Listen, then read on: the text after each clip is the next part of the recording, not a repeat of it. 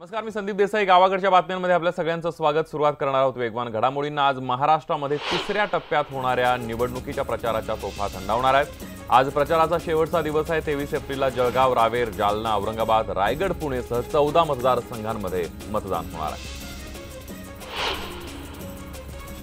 अमरावती जिल्ह्यामध्ये भाजप नेत्यानं एका वृद्धाला बेदम मारहाण केली आहे. भाजप नेत्याने कार्यकर्त्यांच्या कृत्याचा हा व्हिडिओ व्हायरल झालाय. प्रकाश आंबेडकरांबाबत एक आक्षेपार्ह पोस्ट त्यांनी टाकली होती. त्याचा राग आल्यानं त्यांना मारहाण करण्यात आली. राष्ट्रीय स्वयंसेवक संघानं पुन्हा एकदा राम मंदिराचा मुद्दा उचललाय. सरसंघचालक डॉक्टर मोहन भागवत यांनी मंदिर निर्माण हे देखील प्रभू रामासाठीच काम असल्याचं सांगत जे काही होतंय ते प्रभू रामच करून घेत असल्याचं व्यक्त केलेलं आहे. मालेगाव शहरातील बडा कब्रस्तान आणि मुशावर चौकात झालेल्या बॉम्बस्फोटाला 13 वर्ष पूर्ण झाली आहेत. या परिसरामध्ये पोलिसांचा कडेकोट बंदोबस्त करण्यात आलेला आहे. तर यावेळेला मुस्लिम संघटनांकडून साध्वी प्रज्ञा सिंगचा जामीन रद्द व्हावा या मागणीसाठी धरणं आंदोलन करण्यात आलं. साध्वी प्रज्ञा सिंग ठाकूर यांच्या वक्तव्याप्रकरणी त्यांना घरचा आहेर मिळालाय. साध्वी यांच्या विरोधामध्ये आमदार सुनील देशमुख यांनी त्यांच्या फेसबुकवर विरोधी पोस्ट टाकली आणि साध्वी यांच्या प्रकरणाची पक्षानं दखल घेऊन कारवाई करावी अशी मागणी केली आहे. साध्वी प्रज्ञा सिंग ठाकूर यांनी तुरुंगात असताना ज्या यातना भोगल्या त्यावर प्रतिक्रिया व्यक्त करणं हा त्यांचा अधिकार आहे असं मत मागो वैद्य यांनी व्यक्त केलंय. ठाकूर यांच्या विधानामुळे भावना दुखावल्या गेल्या असतील तर खटला दाखल करावा असंही वैद्य म्हणाले. भाजपच्या उमेदवार साध्वी प्रज्ञा सिंग शहीद हेमंत करकरे यांच्याविषयी केलेल्या बेताल वक्तव्याचा आम्ही निषेध करत असल्याचं माजी मुख्यमंत्री अशोक चव्हाण यांनी म्हटलंय. तर साध्वींची उमेदवारी रद्द करावी अशी मागणीही त्यांनी केली आहे. नंदुरबारमध्ये होणाऱ्या लेवा पाटीदार गुजर समाजाच्या सामुदायिक विवाह सोहळ्यामध्ये भाजप आणि काँग्रेसच्या कार्यकर्त्यांनी गोंधळ घातला. भाजप उमेदवार हिना गावित यांना अध्यक्षीय भाषण झाल्यानंतर बोलू न दिल्यानं हा गोंधळ झालेला पाहायला मिळाला. सातारा लोकसभा मतदारसंघातील महायुतीचे उमेदवार नरेंद्र पाटील यांच्या निवडणूक प्रचाराची विजय संकल्प सभा घेण्यात आली. या सभेला मुख्यमंत्री देवेंद्र फडणवीस यांनी हजेरी लावली. जालन्यात बोलताना त्यांनी विखेंचा निर्णय ही लवकरच पक्ष घेणार असल्याचं म्हटलंय. राहुल गांधींना विखेंविषयी सांगण्यात आलं असल्याचंही अशोक चव्हाण म्हणाले. इंदापूर बारामतीच्या लोकसभेच्या उमेदवार सुप्रिया सुळे यांच्या प्रचारादरम्यान बोलताना अजित पवारांनी मोदींच्या चहा विकण्यावर टीका केली. आपण ज्यावेळेला राजकारणामध्ये नव्हतो त्यावेळेला अंडी गोळा करत होतो आणि धारा काढत होतो, पण आता हेच सांगत बसायचं का असं ते म्हणाले. देशात हुकुमशाही असताना निवडणुका कशाला असा खडा सवाल उदयनराजे भोसले यांनी उपस्थित केला आहे. साताऱ्यात मुख्यमंत्र्यांची काल सभा पार पडली. त्या पार्श्वभूमीवर उदयनराजेंनी भाजपवर सडकून टीका केली. सत्तेचं केंद्रीकरण झाल्याचा आरोप सुद्धा उदयनराजेंनी केला. नितीन गडकरी यांची औरंगाबादेत सभा झाली. रावसाहेब दानवे यांच्या प्रचारार्थ ही सभा घेण्यात आली. यावेळेला गडकरींनी काँग्रेसने 50 वर्षाची कामं केली नाही ती आमच्या सरकारने 5 वर्षात केली असा दावा केला. यावेळेला त्यांनी प्रकाश आंबेडकरांचं नाव न घेता टीका केली आहे. एनआयएने देशभरात 4 ठिकाणी छापे टाकले आहेत. आयसीसी संपर्क असल्याच्या संशयावरून हे छापे टाकण्यात आले आहेत. यामध्ये वर्ध्यात एका ठिकाणी छापा टाकण्यात आलाय. वर्ध्यातून या प्रकरणी एका महिलेला अटक करण्यात आली आहे. माढा लोकसभा मतदारसंघासाठी 23 एप्रिल रोजी मतदान प्रक्रिया पार पडणार आहे. मात्र चक्क निवडणूक आयोगाकडून मतदारांना दिल्या जाणाऱ्या मतपत्रिकेवर मतदानाची तारीख 23 एप्रिलऐवजी 24 एप्रिल छापून आल्याचा प्रकार शिंदेवाडी या गावामध्ये उघडकीला आला. येत्या 23 तारखेला बारामती लोकसभा मतदारसंघात मतदान होत आहे. सर्वत्र निवडणूक प्रचार आणि चर्चा सुरू आहे. याच पार्श्वभूमीवर पुरंदरच्या दिवे गावात प्रतीक्षा आणि दीपक यांचा विवाह सोहळा संपन्न झाला. उच्च शिक्षित या नवदाम्पत्यानं लग्नामध्ये मतदानाविषयी जनजागृती केली आहे. पुण्याचे लोकसभेचे काँग्रेस महाआघाडीचे उमेदवार मोहन जोशी यांच्या प्रचारात अजित पवार यांनी 6 मतदारसंघातून बाईक रॅली काढली आहे. अजित पवारांच्या सहभागामुळे या रॅलीमध्ये कार्यकर्त्यांनी मोठी गर्दी केली होती. पुण्याचा सध्या कारभार गिरीश बापट यांच्याकडे दिलाय. पुण्यातील कॅम्प परिसरात पाण्याचा तुटवडा भासतो. तिथल्या पारशी समाजातील महिलेनं बापटांना धारेवर धरत आम्ही तुम्हाला मतदान का करायचं असा प्रश्न केल्यानं बापटही काही काळ स्तब्ध झाले. राज ठाकरेंच्या भूमिकेबद्दल मुख्यमंत्री आणि भाजपच्या त्यांच्यावर जाहीर टीका केली जाते. तर राज ठाकरे यांना काँग्रेस राष्ट्रवादीनं भाड्यावर घेतले अशी जळजळी टीका मुख्यमंत्र्यांनी केली आहे. माढा लोकसभा मतदारसंघाचे उमेदवार रणजितसिंह नाईक निंबाळकर यांना जनसेवा संघटनेचे धवलसिंह मोहिते पाटील यांनी जाहीर पाठिंबा दिलाय। मोहिते पाटील घराण्यांपैकी एक असलेल्या धवलसिंह मोहिते पाटील यांनी भाजपला पाठिंबा दर्शवल्यानं भाजपचा माढा मतदारसंघ अजून मजबूत झालाय। संगमनेर इथं नवज्योत सिंग सिद्धू यांची सभा आयोजित करण्यात आलेली होती आणि ती ऐन वेळेला रद्द करण्यात आली। त्यामुळे माजी मंत्री बाळासाहेब थोरात यांचं भाषण अर्धवट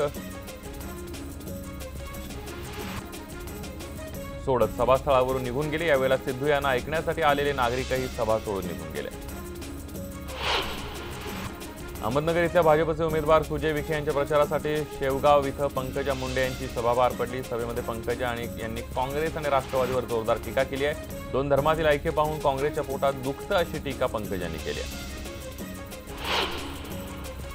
अहमदनगरला मुख्यमंत्री देवेंद्र फडणवीस यांनी शरद पवार आणि काँग्रेस आणि राष्ट्रवादीचा चांगलाच खरपूस समाचार घेतला। ओपनिंग बॅट्समन म्हणून उतरणाऱ्या पवारांना समोरची बॉलिंग फास्ट असल्याचं कळताच ते घरी बसले अशी टीका त्यांनी केली आहे। लोकसभेचे भाजपचे जळगावचे उमेदवार आमदार उन्मेष पाटील यांच्या प्रचारार्थ पंकजा मुंडे यांची जाहीर सभा आयोजित करण्यात आली होती। काँग्रेस धर्माच्या आधारावर आणि काँग्रेसचं पिल्लू राष्ट्रवादी हे जातीच्या आधारावर देशाची वाटणी करत असल्याचा गंभीर आरोप त्यांनी यावेळेला केला। बारामतीत पवारांची सत्ता उलथून टाकण्याचं विधान अमित शहांनी केलंय। यावर पवारांनी उत्तर दिलंय, तुम्ही नाही त्या भानगडीत पडू नका, तुम्हाला ते महागात पडेल असं शरद पवार यांनी अमित शहांना सांगितलं। नातेपुतील येथील सभेत पवारांनी मोहिते पाटलांवर केलेल्या टीकेला अखेर मोहिते पाटलांनी चोख उत्तर दिलंय। मोहिते पाटलांनी शक्ती प्रदर्शन करत कृष्णा भीमा स्थिरीकरणाचं पत्र व्हायरल करत राष्ट्रवादीला चांगलंच उत्तर दिलंय। यूपीए सरकारनं साध्वीचा 14 वर्ष अतोनात छळ केला आणि हिंदू धर्माला दहशतवादाचं नाव दिलं असं वक्तव्य विजया रहाटकर यांनी केलंय। त्या जळगावमध्ये आयोजित पत्रकार परिषदेमध्ये बोलत होत्या। साध्वी प्रज्ञा सिंग यांनी केलेल्या विधानावरून आंबेडकरांनी जोरदार हल्लाबोल केलाय। मुख्यमंत्री पंतप्रधान यावर काहीच बोलत नाहीत, यावरून त्यांच्या मनामध्ये काय आहे हे आपण ओळखण्याची गरज आहे असं आंबेडकर म्हणाले। ते माणगावमध्ये बोलत होते। पंढरपूरमध्ये राष्ट्रवादीच्या सभेचं आयोजन करण्यात आलं होतं। यावेळेला त्यांनी भाजपवर सडकून टीका केली। काँग्रेस राष्ट्रवादीमधून मुलं पळवून येऊन बारसं करण्याचं काम भाजप करत असल्याचा टोला पंतप्रधान आणि भाजपला धनंजय मुंडेंनी लगावलाय। शिरूर लोकसभा मतदारसंघामध्ये राजकीय वातावरण चांगलंच तापलंय। महाआघाडीचे उमेदवार अमोल कोल्हे यांच्या गाण्यावर शिवसेनेनं आक्षेप घेतलाय। अमोल कोल्हेंनी पन्हाळगडावर एका प्रेमगीताचा बेकायदेशीर चित्रीकरण केल्याचा आरोप शिवसेनेनं केलाय।